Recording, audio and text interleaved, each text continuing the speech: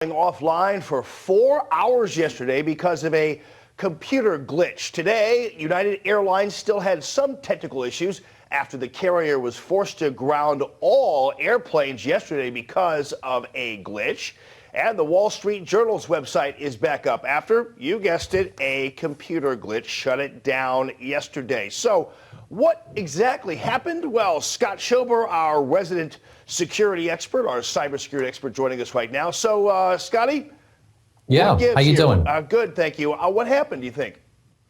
Craziness. And it's ironic. You have three major glitches, as they say, all in the course of a couple hours.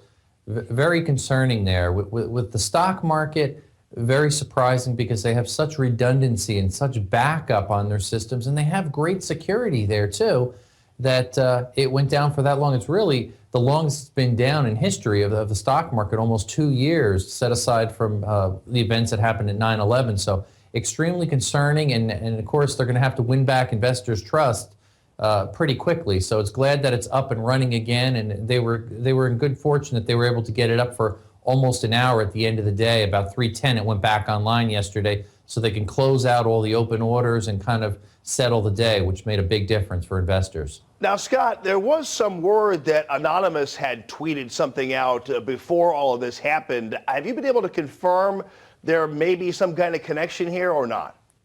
Yeah, there's still that loose connection and uncertainty. Definitely, they did do a tweet out there, and I do follow them, and they've got probably close to 1.5 million followers on Twitter, and that caused a stir, especially once it hit the media, and they kind of had idle talk about there was going to be problems with the New York Stock Exchange the next day, that being yesterday, and sure enough, there was. So it just seems too coincidental for something like that to happen. And they were talking about a protest then at 5 o'clock, which really didn't pan out to anything at the stock exchange afterward.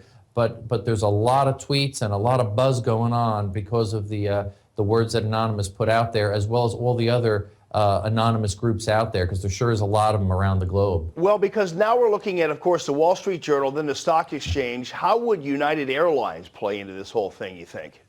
Yeah, that's what's really strange, and I really wish that they would provide further information. What United Airlines, the second largest airline in the nation, they're huge, and they call this glitch that happened, which was a network router that caused connectivity issues.